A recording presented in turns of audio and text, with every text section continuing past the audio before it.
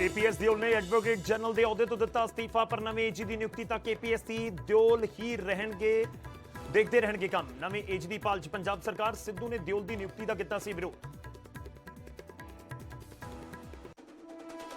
Captain Amarinder Singh ने छड्डी कांग्रेस, सोनिया गांधी को भेजा अस्तीफा। पंजाब लोक कांग्रेस नाम की बनाई अपनी पार्टी, कहा मेरे खिलाफ अद्धी रात को रची गई साजिश, एमरजेंसी की याद दिवाई। अपने अस्तीफा पत्र दे विच कैप्टन का नवजोत सिद्धू ते वड्डा हमला। सिद्धू ने दस्सिया पाकिस्तान परस्त, कहा मेरे विरोध के बावजूद सिद्धू ने दित्ती कमांड। कांग्रेस ने गैर तजर्बेकार लोगों के हाथ दे विच सौंपिया पंजाब। कलेश दे विचाले चन्नी सिद्धू ने इकट्ठियां किते केदारनाथ दे दर्शन। हरीश चौधरी ते राणा केपी भी नाल रहे मौजूद। वड्डा सवाल कि केदारनाथ धाम दे दर ते खत्म होईयां दूरियां।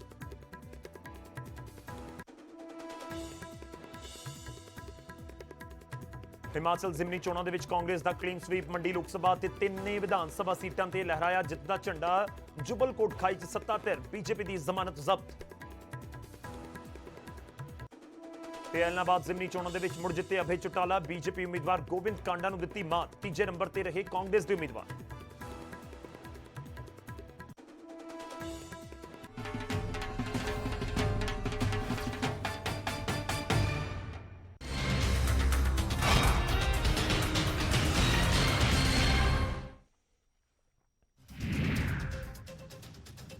कैप्टन अमरिंदर सिंह ने कांग्रेस तो इस्तीफा दे दिता है। इस्तीफा देने के नाल ही उन्होंने अपनी नवी पार्टी भी बना ली, जिसका नाम पंजाब लोक कांग्रेस पार्टी रखा गया है। कैप्टन ने सोनिया गांधी ने 7 सफियां का इस्तीफा भेजा। कैप्टन ने गिला जताया कि उन्होंने हटाने के लिए एमरजेंसी वर्गे हालात बना दिए गए तो 1975 की एमरजेंसी की याद दिवा दी गई। अपने इस्तीफे दे विच कैप्टन ने सिद्धू ते भी वड्डा हमला किया ते सिद्धू नूं पाकिस्तान परस्त दस्सिया। कैप्टन मुताबक उन्होंने विरोध के बावजूद सिद्धू नूं प्रधान बनाया गया ते कांग्रेस हाईकमान ने पंजाब नूं गैर तजर्बेकार लोगों के हथ दे विच सौंप दिता है। कैप्टन ने अपने पुराने साथियों ते भी वड्डे इल्जाम लगाए ते कहा कि उन्हां दी कैबिनेट के कई मंत्री ते विधायक माइनिंग के गुरख धंधे दे विच शामिल सन ते इन्हां ते कार्रवाई ना कर सकना उन्हां दी गलती है। कैप्टन के वलों पार्टी बनाने ते विधायक गुरकीरत कोटली ने कहा कि उन्होंने पार्टी नहीं बनानी चाहिए सी, तो कांग्रेस दे विच रह के ही होरां दा मार्गदर्शन करदे ते बीजेपी नाल हथ मिलाउण वाले नूं सूबे दे लोग माफ नहीं करनगे। अकाली आगू दलजीत चीमा ने कहा कि माइनिंग माफिया दे विच कांग्रेसियां दी शमूलीयत ते कैप्टन ने भी मोहर लगा दी है। पंजाब बीजेपी आगू सुभाष शर्मा ने कैप्टन के वलों पार्टी बनाने ते टिप्पणी की ते कहा कि कैप्टन के इस कदम के नाल पंजाब दे विच कांग्रेस का डाउनफॉल शुरू हो चुका है। मतभेदों के विचाले सीएम चन्नी और नवजोत सिद्धू ने इकट्ठियां केदारनाथ धाम के दर्शन किए। इस दौरान पंजाब कांग्रेस इंचार्ज हरीश चौधरी और विधान सभा स्पीकर राणा केपी सिंह भी नाल मौजूद रहे।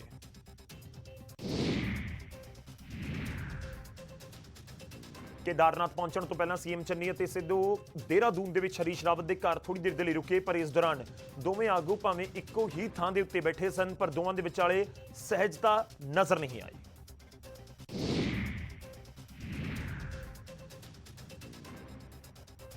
पंजाब के एडवोकेट जनरल एपीएस दियोल ने अपने अहुदे तो इस्तीफा दे दिता है। उन्होंने इस्तीफे ते 1 नवंबर की तारीख पई हुई है, पर सरकार ने नवे एजी की नियुक्ति तक दियोल नूं ही कामकाज देखने के लिए कहा है।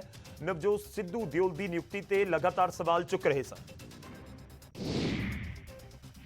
चंडीगढ़ के सैक्टर 43 के ट्रांसपोर्ट मंत्री राजा वड़िंग एक्शन मोड के नजर आए तो निजी कंपनी की एक बस को इंपाउंड करवा के ड्राइवर को पुलिस के हवाले कर दिता। इल्जाम यह सन कि निजी बस चालक सरकारी बस को घेर के खड़े सन।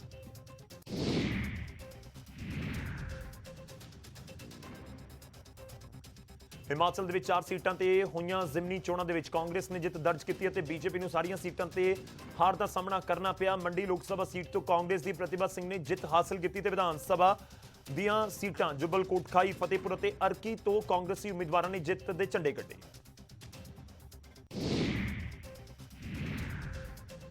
हिमाचल दे विच कांग्रेस की जित ते कुल्लू दे विच पार्टी वर्करां ने जश्न मनाए ते जित की खुशी दे विच रैली की। आगुआं ने कहा कि महंगाई ते बेरोजगारी तो परेशान लोगों ने बीजेपी नूं करारा जवाब दिता है।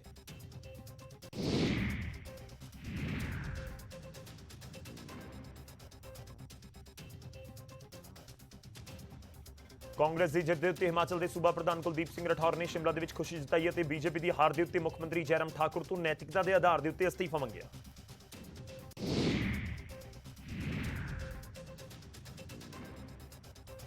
ਹਰਿਆਣਾ ਚ ਐਲਨਾਬਾਦ ਜ਼ਿਮਨੀ ਚੋਣ ਦੇ ਵਿੱਚ ਇਨੈਲੋ ਉਮੀਦਵਾਰ ਅਭੈ ਚੌਟਾਲਾ ਨੇ ਜਿੱਤ ਦਰਜ ਕੀਤੀ, ਜਦਕਿ ਬੀਜੇਪੀ ਤੇ ਕਾਂਗਰਸ ਉਮੀਦਵਾਰਾਂ ਨੂੰ ਹਾਰ ਦਾ ਸਾਹਮਣਾ ਕਰਨਾ ਪਿਆ।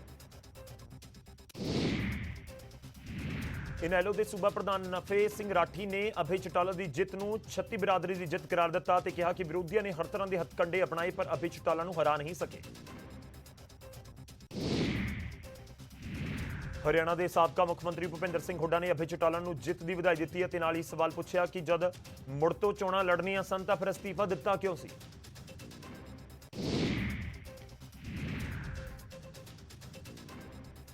ਹੁਸ਼ਿਆਰਪੁਰ ਦੇ ਵਿੱਚ ਵਿਧਾਇਕ ਰਾਜਕੁਮਾਰ ਚੱਬੇਵਾਲ ਨੇ ਬਿਜਲੀ ਸਸਤੀ ਹੋਣ ਦੀ ਖੁਸ਼ੀ ਦੇ ਵਿੱਚ ਲੱਡੂ ਵੰਡੇ ਅਤੇ ਕਿਹਾ ਕਿ 3 ਰੁਪਏ ਬਿਜਲੀ ਸਸਤੀ ਕਰਕੇ ਸਰਕਾਰ ਨੇ ਲੋਕਾਂ ਨੂੰ ਵੱਡੀ ਸੌਗਾਤ ਤੇ ਰਾਹਤ ਦਿੱਤੀ ਹੈ। ਉਹਨਾਂ ਕਿਹਾ ਕਿ ਹੁਣ ਸਰਕਾਰ ਨੂੰ ਪੈਟਰੋਲ ਅਤੇ ਡੀਜ਼ਲ ਵੀ ਸਸਤਾ ਕਰਨ ਦੀ ਅਪੀਲ ਕੀਤੀ ਜਾਵੇਗੀ। ਬਠਿੰਡਾ ਦੇ ਵਿੱਚ ਨਰਮੇ ਦੀ ਵੱਧ ਕੀਮਤ ਮਿਲਣ ਦੇ ਨਾਲ ਕਿਸਾਨਾਂ ਦੇ ਚਿਹਰੇ ਖਿੜੇ ਨੇ।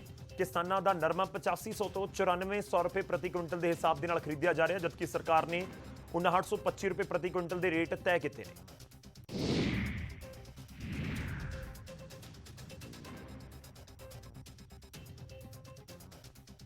ਪੰਜਾਬੀ ਗਾਇਕ ਮਨਮੋਹਨ ਵਾਰਸ ਅਤੇ ਕਮਲ ਹੀਰ ਸਿੰਘੂ ਬਾਰਡਰ ਪਹੁੰਚੇ, ਜਿੱਥੇ ਉਹਨਾਂ ਖੇਤੀ ਕਾਨੂੰਨਾਂ ਦੇ ਖਿਲਾਫ ਧਰਨਾ ਦੇ ਰਹੇ ਕਿਸਾਨਾਂ ਦੇ ਨਾਲ ਮੁਲਾਕਾਤ ਕੀਤੀ ਤੇ ਕਿਹਾ ਕਿ ਕਿਸਾਨ ਅੰਦੋਲਨ ਦੇ ਪੂਰੀ ਦੁਨੀਆ ਦੇ ਵਿੱਚ ਚਰਚੇ। ਭਵਾਨੀਗੜ੍ਹ ਦੇ ਵਿੱਚ ਕਿਸਾਨਾਂ ਨੇ ਕੈਬਨਿਟ ਮੰਤਰੀ ਵਿਜੇਂਦਰ ਸਿੰਗਲਾ ਦੇ ਖਿਲਾਫ ਇੱਕ ਢਾਬੇ ਦੇ ਬਾਹਰ ਪ੍ਰਦਰਸ਼ਨ ਕੀਤਾ। ਵਿਜੇਂਦਰ ਸਿੰਗਲਾ ਇਸ ਢਾਬੇ ਦੇ ਵਿੱਚ ਆਏ ਹੋਏ ਸਨ। ਕਿਸਾਨਾਂ ਨੇ ਖਰਾਬ ਹੋਈਆਂ ਫਸਲਾਂ ਦੇ ਲਈ ਮੁਆਵਜ਼ੇ ਦੀ ਮੰਗ ਕੀਤੀ।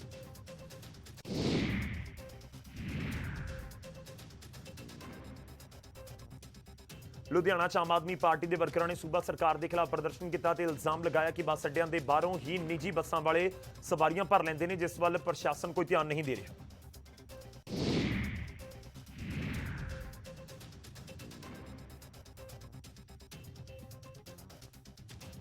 ਮੋਹਾਲੀ ਫੇਜ਼ 8 ਦੇ ਵਿੱਚ ਪੰਜਾਬ ਸਕੂਲ ਸਿੱਖਿਆ ਬੋਰਡ ਦੇ ਕੱਚੇ ਕਰਮਚਾਰੀਆਂ ਨੇ ਪ੍ਰਦਰਸ਼ਨ ਕੀਤਾ ਤੇ ਡੇਲੀ ਵੇਸਿਸ ਦੇ ਉੱਤੇ ਕੰਮ ਕਰ ਰਹੇ ਕਰਮਚਾਰੀਆਂ ਨੂੰ ਪੱਕਾ ਕਰਨ ਦੀ ਮੰਗ ਕੀਤੀ ਗਈ। ਪੰਚਕੂਲਾ ਦੇ ਇੰਡਸਟਰੀਅਲ ਏਰੀਆ ਫੇਜ਼ 2 ਦੇ ਵਿੱਚ ਇੱਕ ਫੈਕਟਰੀ ਨੂੰ ਅੱਗ ਲੱਗਣ ਕਾਰਨ 3 ਲੋਕਾਂ ਦੀ ਮੌਤ ਹੋ ਗਈ, ਜਦਕਿ ਇੱਕ ਸ਼ਖਸ ਗੰਭੀਰ ਰੂਪ ਦੇ ਨਾਲ ਜ਼ਖਮੀ ਹੋ ਗਿਆ, ਜਿਸ ਨੂੰ ਹਸਪਤਾਲ ਦੇ ਵਿੱਚ ਦਾਖਲ ਕਰਵਾਇਆ ਗਿਆ। ਫਿਰੋਜ਼ਪੁਰ ਦੇ ਪਿੰਡ ਬਾਰੀਕੇ ਦੇ ਵਿੱਚ 2 ਸਕੇ ਭਰਾਵਾਂ ਦੇ ਕਤਲ ਦੇ ਨਾਲ ਸਨਸਨੀ ਫੈਲ ਗਈ। ਮੁਲਜ਼ਮਾਂ ਨੇ ਘਰ ਦੇ ਵਿੱਚ ਵੜ ਕੇ ਗੋਲੀਆਂ ਚਲਾ ਦਿੱਤੀਆਂ। ਇਸ ਦੌਰਾਨ 2 ਹੋਰ ਲੋਕ ਵੀ ਗੰਭੀਰ ਜ਼ਖਮੀ ਹੋਏ। ਜਲੰਧਰ ਦੇ ਵਿੱਚ ਇੱਕ ਸ਼ਖਸ ਨੇ 3 ਬੱਚਿਆਂ ਦੀ ਮਾਂ ਨੂੰ ਮੌਤ ਦੇ ਘਾਟ ਉਤਾਰ ਦਿੱਤਾ, ਜਿਸ ਤੋਂ ਬਾਅਦ ਮੁਲਜ਼ਮ ਆਪਣੇ ਘਰ ਗਿਆ ਤੇ ਬਿਜਲੀ ਦੀਆਂ ਤਾਰਾਂ ਨਾਲ ਖੁਦ ਨੂੰ ਕਰੰਟ ਲਗਾ ਲਿਆ, ਜਿਸ ਕਾਰਨ ਉਸ ਦੀ ਵੀ ਮੌਤ ਹੋ ਗਈ। ਹਰਿਆਣਾ ਦੇ ਨੂੰਹ ਦੇ ਵਿੱਚ ਇੱਕ ਪੁਲਿਸ ਕਰਮਚਾਰੀ ਤੇ ਪੈਟਰੋਲ ਪੰਪ ਦੇ ਮੁਲਾਜ਼ਮ ਦੇ ਨਾਲ ਕੁੱਟਮਾਰ ਦਾ ਇਲਜ਼ਾਮ ਲੱਗਿਆ ਹੈ। ਪੁਲਿਸ ਕਰਮਚਾਰੀ ਨੇ ਪੀੜਤ ਦੇ ਥੱਪੜ ਮਾਰੇ ਅਤੇ ਉਸ ਨੂੰ ਆਪਣੀ ਗੱਡੀ ਦੇ ਵਿੱਚ ਜ਼ਬਰੀ ਬਿਠਾਉਣ ਦੀ ਕੋਸ਼ਿਸ਼ ਕੀਤੀ। ਪੂਰੀ ਘਟਨਾ ਸੀਸੀਟੀਵੀ ਦੇ ਵਿੱਚ ਕੈਦ ਹੋ ਗਈ। ਅਪਰਾਧਿਕ ਘਟਨਾਵਾਂ ਦੇ ਖਿਲਾਫ ਸੋਨੀਪਤ ਦੇ ਪਿੰਡ ਨਾਥੂਪੁਰ ਦੇ ਵਿੱਚ ਪੰਚਾਇਤ ਸੱਦੀ ਗਈ, ਜਿਸ ਦੇ ਵਿੱਚ 21 ਲੋਕਾਂ ਦੀ ਕਮੇਟੀ ਬਣਾਈ ਗਈ ਜੋ ਵਾਰਦਾਤਾਂ ਨੂੰ ਰੋਕਣ ਦੇ ਲਈ ਪੁਲਿਸ ਦਾ ਸਹਿਯੋਗ ਕਰੇਗੀ। ਪਿੰਡ ਦੇ ਵਿੱਚ ਇੱਕ ਨੌਜਵਾਨ ਦਾ ਗੋਲੀਆਂ ਮਾਰ ਕੇ ਕਤਲ ਕਰ ਦਿੱਤਾ ਗਿਆ ਸੀ।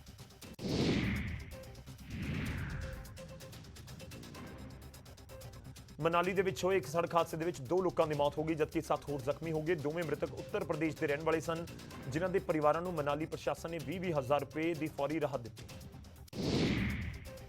ਅਬੋਹਰ ਦੇ ਵਿੱਚ 2 ਟਰਾਲੀਆਂ ਦੇ ਵਿੱਚ ਹੋਈ ਟੱਕਰ ਤੋਂ ਬਾਅਦ 3 ਵਿਅਕਤੀ ਜ਼ਖਮੀ ਹੋ ਗਏ, ਜਦਕਿ ਟਰਾਲੇ ਬੁਰੀ ਤਰ੍ਹਾਂ ਨੁਕਸਾਨੇ ਗਏ। ਸੜਕ ਤੇ ਜਾ ਰਹੇ ਪਸ਼ੂ ਨੂੰ ਬਚਾਉਂਦੇ ਹੋਏ ਇਹ ਹਾਦਸਾ ਵਾਪਰਿਆ।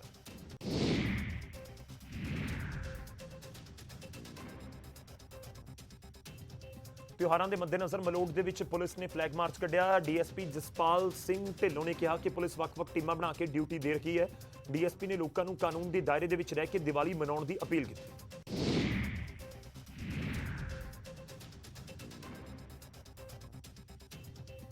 ਦੀਵਾਲੀ ਨੂੰ ਲੈ ਕੇ ਲੋਕਾਂ 'ਚ ਉਤਸ਼ਾਹ ਵੇਖਣ ਨੂੰ ਮਿਲ ਰਿਹਾ ਹੈ। ਇਸ ਦੌਰਾਨ ਹੋਰ ਸਮਾਨ ਦੀ ਖਰੀਦਦਾਰੀ ਦੇ ਨਾਲ-ਨਾਲ ਮਿੱਟੀ ਦੇ ਦੀਵਿਆਂ ਦੀ ਵੀ ਚੰਗੀ ਵਿਕਰੀ ਹੋ ਰਹੀ ਹੈ।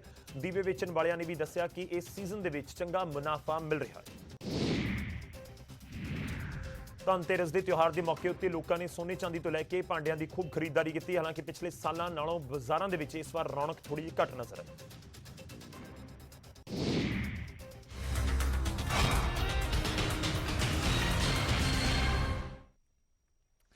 ਹੁਣ ਕੁਝ ਖਬਰਾਂ ਵਿਸਥਾਰ ਦੇ ਨਾਲ ਵੇਖਦੇ ਹਾਂ ਤੇ ਗੱਲ ਹੋਵੇਗੀ ਰਾਜਾ ਵੜਿੰਗ ਦੀ।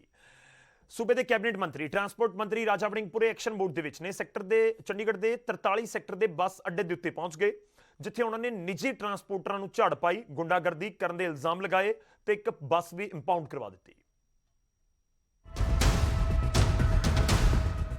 ਹਾਂਜੀ ਹੈਗਾ ਜੀ, सब कुछ है। तो फिर कौन रोक रहा है? ਇਹ ਜੁਝਾਰ ਬੱਸ ਦੇ ਲੋਕ ਰਹੇ ਜੀ ਅੱਡੇ ਵਾਲੇ।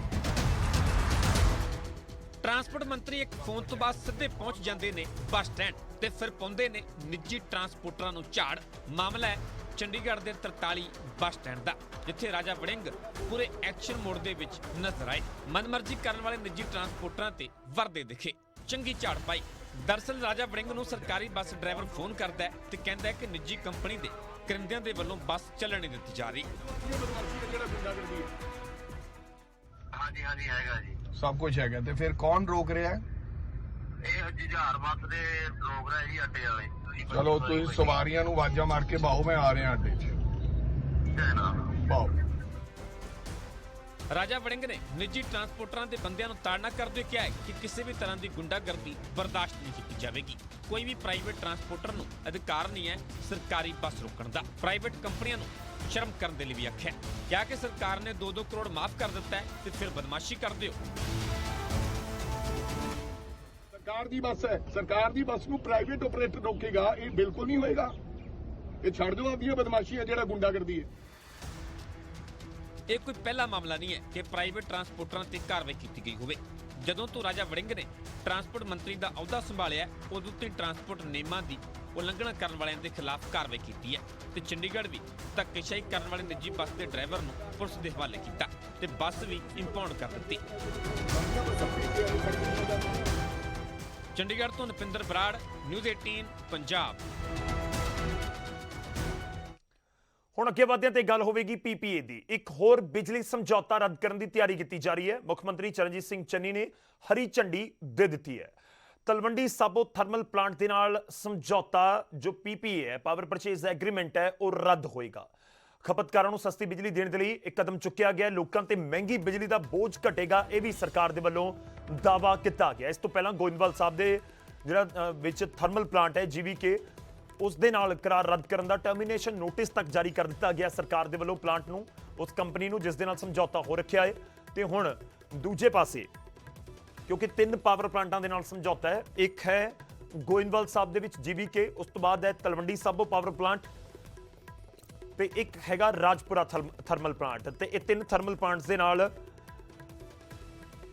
ਜਿਹੜਾ ਸਮਝੌਤੇ ਹੋਏ ਨੇ। ਗੋਇੰਦਵਾਲ ਸਾਹਿਬ ਤੋਂ ਬਾਅਦ ਹੁਣ ਤਲਵੰਡੀ ਸਾਬੋ ਵਾਲੇ ਥਰਮਲ ਪਲਾਂਟ ਦੇ ਨਾਲ ਵੀ ਸਮਝੌਤਾ ਰੱਦ ਕਰਨ ਦੇ ਆਦੇਸ਼ ਦੇ ਦਿੱਤੇ ਗਏ।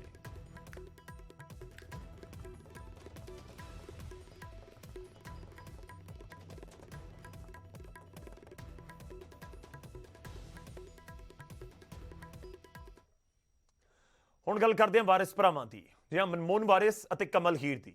ਸਿੰਘੂ ਬਾਰਡਰ ਦੇ ਉੱਤੇ ਕਿਸਾਨ ਮੋਰਚੇ ਦੇ ਵਿੱਚ ਵਾਰਿਸ ਭਰਾ ਪਹੁੰਚੇ। ਮਨਮੋਹਨ ਵਾਰਿਸ ਅਤੇ ਕਮਲ ਹੀਰ ਨੇ ਕਿਸਾਨਾਂ ਦੇ ਨਾਲ ਗੱਲਬਾਤ ਕੀਤੀ ਅਤੇ ਮੰਚ ਤੇ ਦੋਵੇਂ ਕਲਾਕਾਰਾਂ ਨੂੰ ਸਨਮਾਨਿਤ ਕੀਤਾ ਗਿਆ। ਵਾਰਿਸ ਭਰਾਵਾਂ ਨੇ ਸੰਬੋਧਨ ਕਰਦਿਆਂ ਕਿਹਾ ਕਿ ਵਿਰਾਸਤ ਦੇ ਵਿੱਚ ਮਿਲੀ ਖੇਤੀ ਦੇ ਲਈ ਹੀ ਉਹ ਸੰਘਰਸ਼ ਕਰ ਰਹੇ ਨੇ। ਨਾਲ ਹੀ ਉਹਨਾਂ ਨੇ ਦਾਅਵਾ ਕੀਤਾ ਕਿ ਇਸ ਸਮੇਂ ਕਿਸਾਨ ਅੰਦੋਲਨ ਦੀ ਚਰਚਾ ਪੂਰੀ ਦੁਨੀਆ ਵਿੱਚ ਹੋ ਰਹੀ ਹੈ। ਨਮਸਕਾਰ ਕਰਨ ਲਈ ਅਸੀਂ ਦੋਨੋਂ ਵੀਰ ਤੁਹਾਡੇ ਅੱਗੇ ਹਾਜ਼ਰ ਹੋਏ ਹਾਂ, ਕਿਉਂਕਿ ਤੁਸੀਂ ਇੱਕ ਇਤਿਹਾਸ ਸਿਰਜ ਰਹੇ ਹੋ। ਇਹ ਵੱਖਰੀ ਗੱਲ ਹੈ ਕਿ ਚਾਹੇ ਅਸੀਂ ਚੈਪਟਰ ਕਹਿ ਲਈਏ ਤੇ ਚਾਹੇ ਅਸੀਂ ਸਫ਼ੇ ਕਹਿ ਲਈਏ ਕਿ ਉਸ ਕਹਾਣੀ ਦੇ ਲੰਬੇ ਤੋਂ ਲੰਬੇ ਹੁੰਦੇ ਜਾ ਰਹੇ ਹਨ, ਪਰ ਇੱਕ ਗੱਲ ਮੈਂ ਦਾਅਵੇ ਨਾਲ ਕਹਿਣਾ ਹੈ, ਤੁਹਾਡਾ ਜੋਸ਼ ਵੇਖ ਕੇ, ਤੁਹਾਡਾ ਠਰਮਾ ਦੇਖ ਕੇ, ਤੁਹਾਡਾ ਸਬਰ ਦੇਖ ਕੇ, ਕਿ ਜਿਹੜਾ ਇਸ ਇਤਿਹਾਸ ਦਾ ਲਾਸਟ ਚੈਪਟਰ ਹੈ ਜਾਂ ਲਾਸਟ ਸਫਾ ਜਿਹੜਾ ਜਿੱਥੇ ਜਾ ਕੇ ਇਹ ਐਂਡ ਹੋਣਾ, ਉਹ ਪਹਿਲਾਂ ਹੀ ਲਿਖੋ ਗਿਆ ਹੈ ਤੇ ਉਹਦੇ ਹੈਡਿੰਗ ਤੇ ਲਿਖਿਆ ਹੋਇਆ ਜਿੱਤ। ਮੈਂ ਵੇਖਿਆ ਜਦੋਂ ਮੁਸ਼ਕਲਾਂ ਆਉਂਦੀਆਂ ਉਸ ਵੇਲੇ ਜਿਹੜਾ ਸੰਘਰਸ਼ ਚੱਲ ਰਿਹਾ ਹੁੰਦਾ ਉਹ ਖੇਰੋਂ ਲੱਗ ਪੈਂਦਾ ਹੈ ਹੁਣ। ਪਰ ਇੱਥੇ ਅਸੀਂ ਵੇਖਦੇ ਹਾਂ ਕਿ ਹਨੇਰੀਆਂ ਵੀ ਆਈਆਂ, ਤੂਫਾਨ ਵੀ ਆਏ ਆ, ਗੋਲੀਆਂ ਵੀ ਆਈਆਂ, ਹਾਂਜੀ, ਡਾਂਗਾਂ ਵੀ ਆਈਆਂ, ਹਰ ਇੱਕ ਚੀਜ਼ ਆਈ ਆ। ਕਈ ਯੋਧੇ ਆਪਣੀ ਜਾਨ ਦਾ ਵੀ ਬਲੀਦਾਨ ਦੇ ਗਏ, ਜਿਨ੍ਹਾਂ ਦੀ ਯਾਦ ਸਾਡੇ ਖੂਨ ਦੇ ਵਿੱਚ ਹਮੇਸ਼ਾ ਰਕਸ ਕਰਦੀ ਰਹੂ। ਰੁਕ ਰਹੇ ਛੋਟੇ ਜਿਹੇ ਬ੍ਰੇਕ ਦੇ ਲਈ, ਵਾਪਸ ਆਵਾਂਗੇ ਕੁਝ ਹੋਰ ਖਬਰਾਂ ਦੇ ਨਾਲ।